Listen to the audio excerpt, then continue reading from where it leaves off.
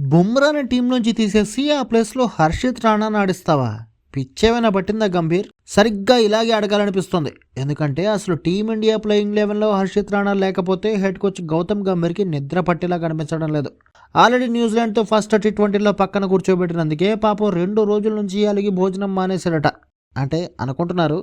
అయితే ఏదైతే అదైందని సెకండ్ టీ20లో మాత్రం రాణాబాబుని ఎట్టి పరిస్థితుల్లో ఆడించాలని అనుకుంటున్నాడట గంభీర్ బాబాయ్.